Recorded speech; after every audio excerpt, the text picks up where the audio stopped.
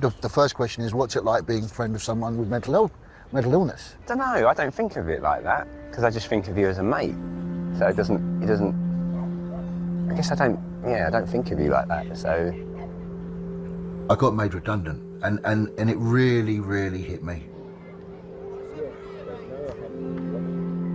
I just used to just lie in bed and just used to get depressed, overeat, waste money, and then COVID came,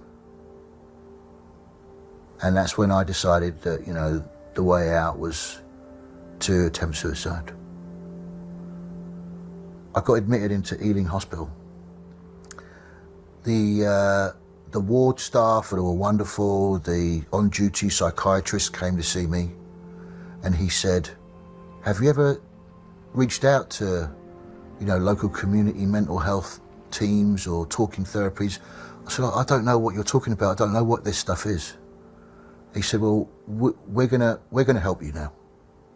And for the next 3 months, the community health teams, they'd come to see me 2-3 times a week at home, see I was taking my medication, give me support.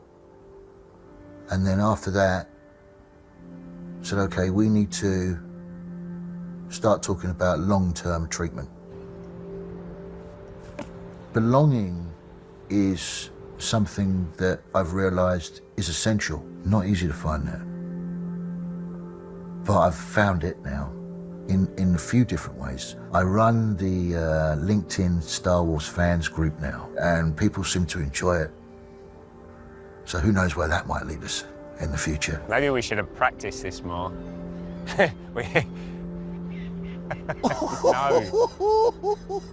No. You just have to be patient and just keep exploring, keep looking for alternative options. Just have that belief that once those appointments start coming through, you know, the services are there in whatever shape or form they are there to help you, you know, improve your mental health, your mental well-being. It's quite relaxing, this, isn't it? It's very nice. Something that's really become essential for me is being able to catch up with really good friends like Alper. And I think that if you can find, if you're lucky enough to find one, even two of those people that can support your mental well-being journey, you're doing very well. You're doing very well.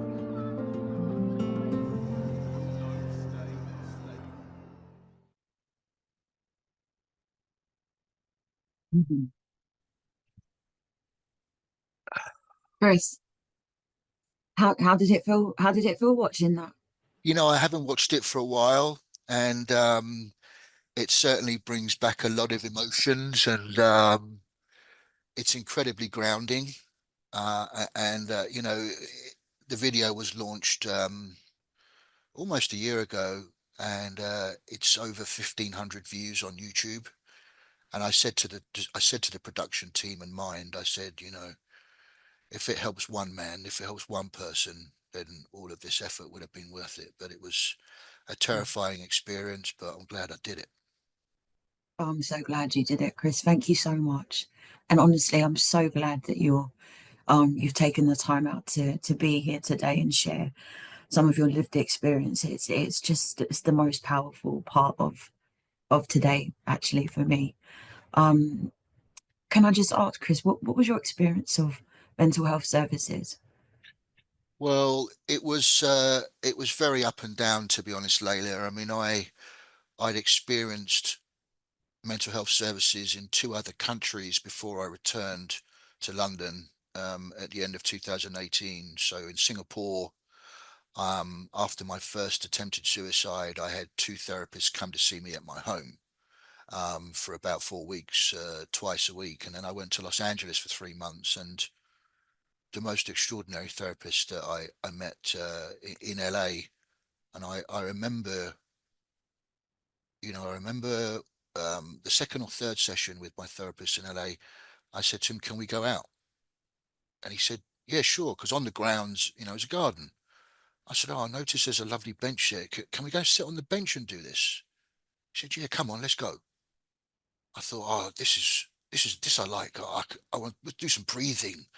Let's look at the sky. Let's feel the heat on our face while we're talking about this difficult stuff. Then I Mhm. came back here, and after the second attempted suicide, I was in a really bad place. And all I kept hearing, Layla, the most common word I kept hearing was no. No, we can't see you before 8 weeks. No, we don't have any black therapists. No, you can only have CBT. And I got so used to hearing the word no, I just accepted it. And I would just go along to the talking therapy sessions and just sit there. And it was just mind numbing. I'm not saying therapy didn't save my life, because I've had 52 hours of therapy. Three of them were great. Two of them were awful. But the point is, it was a lottery. Yeah. It was a maze. I was lost, scared, desperate, disappointed. While you're carrying that, you got to try and find someone who's going to want to help you. And it is a very tricky time. It's life or death time, to be honest with you. Oh, Chris, um, you know, I can really hear the emotion in your voice when you talk about it and speaking to the barriers, and lack of choice, in terms of what your options were.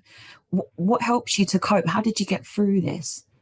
Well, what I did? I took it upon myself. I realized, I sat down and I did some sort of inner work. I spent a lot of time online. It's just during COVID, so it wasn't an easy time for anybody.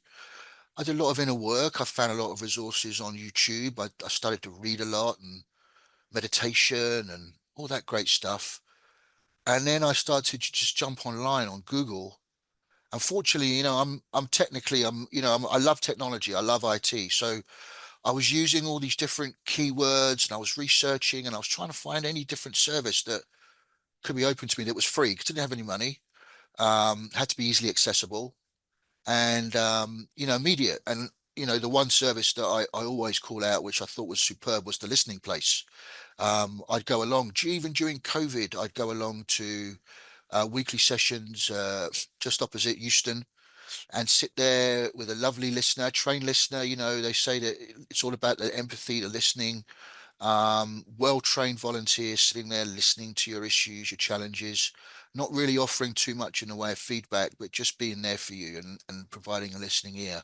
And those little charity services started to give me hope. So I just kept digging, and it was all about what I call those gap services, Layla. Trying to find things to do to occupy your mind, to keep you going while you're waiting for the talking therapy appointments to begin. Yeah.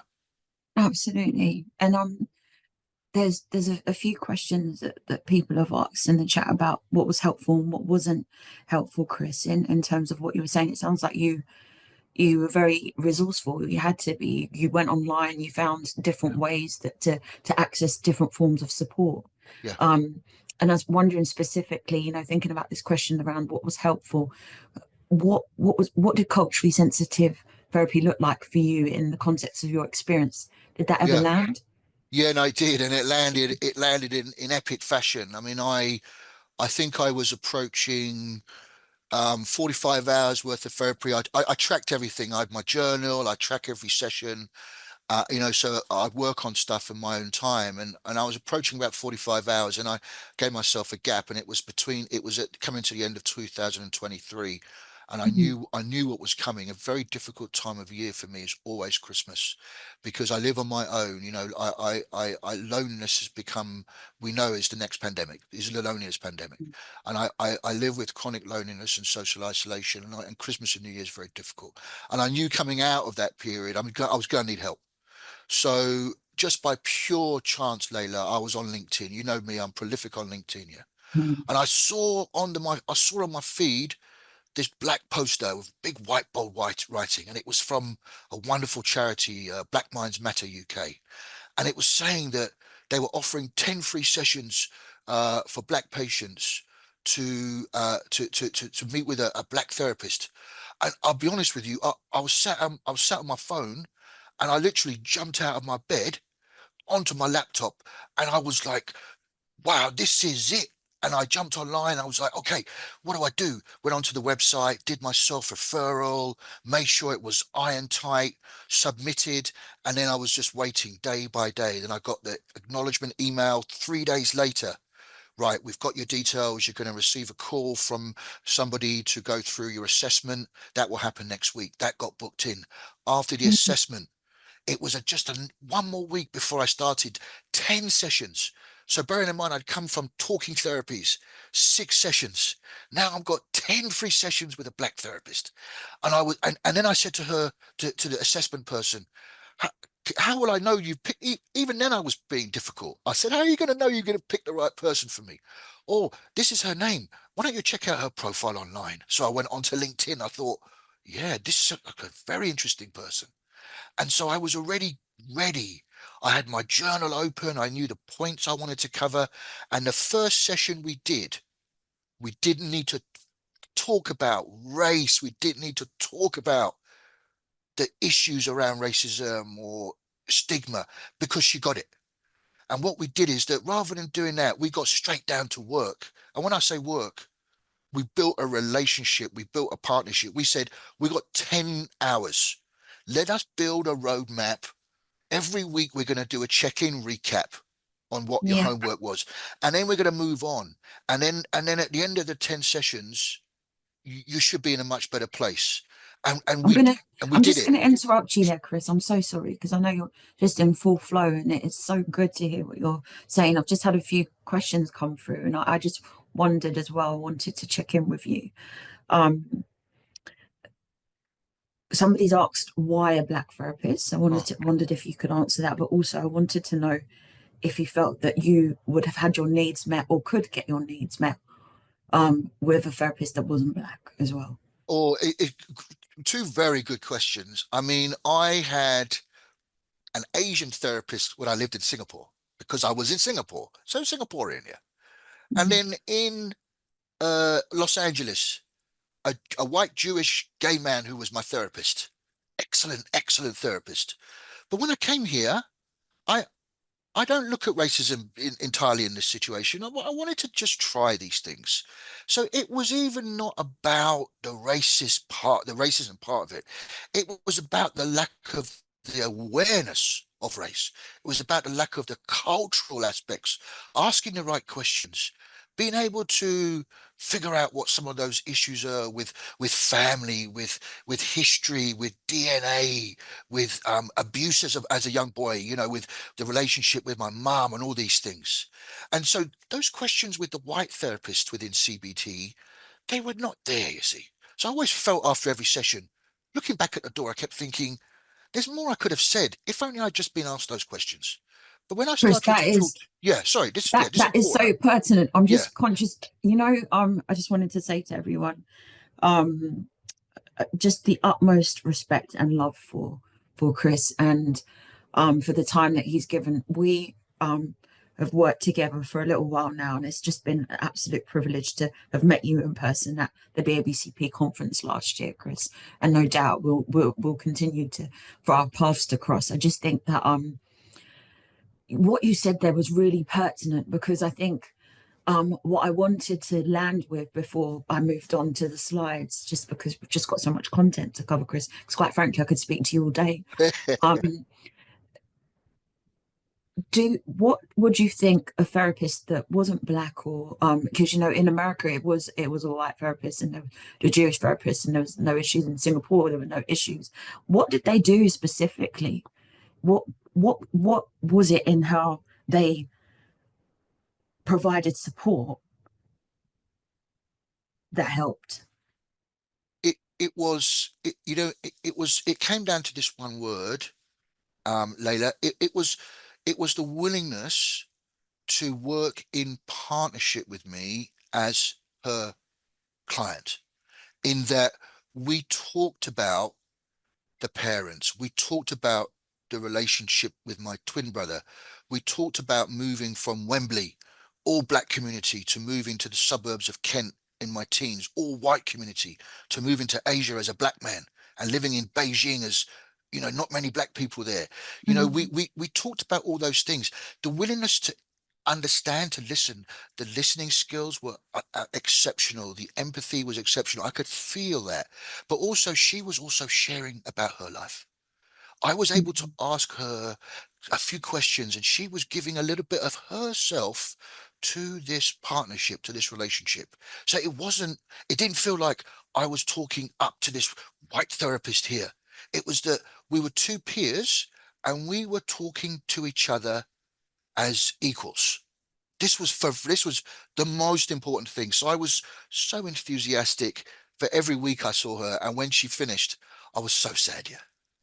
Chris, you know, that's so encouraging. And I think what you spoke to there is the way that the therapists were able to address the power imbalance and Yeah. share that power with you in the space. The therapeutic alliance clearly was incredibly important. You Yeah. felt safe, you felt seen, and you felt like what you were being seen in terms of every kind of social identity that you represent. So Yeah. you were able to share in that space because they gave you permission by Yes. inviting specific questions around your cultural context. Yes, yes, yeah, 100%. But I think also the 10 sessions, it would have been difficult to accomplish all of that in just 6 sessions, I believe. So when I knew it was 10, I knew we could spread it out, and I wasn't feeling rushed, which was the pace of it was also very key, Layla. Yeah. No, absolutely, Chris. And I think in primary care, actually, what you're speaking to is that stepped care model. And you should have gone on to then have more, you know, because they say you should have gone on to have more therapy and more sessions, clearly. But like you said, it's not one size fits all. And you've just given us a lot of context in terms of the different ways in which you received support, what was helpful and what wasn't helpful.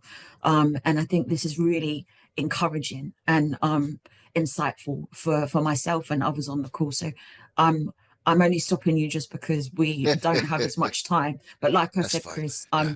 thank you so much. I value you so much as a dear Oh, friend I love and you. brother. I love you, Layla. I love everything you do. And, you know, anytime you can count on me, you know that. Yeah, thank you so much, brother. My pleasure. You take Okay, care you of have a yourself. good rest of the morning. Yeah. Yeah, you Thank you. too. Thank you, Everybody. Yeah. Chris. Thank you. Yeah. Yeah. Thank you. Thank you so much, Chris.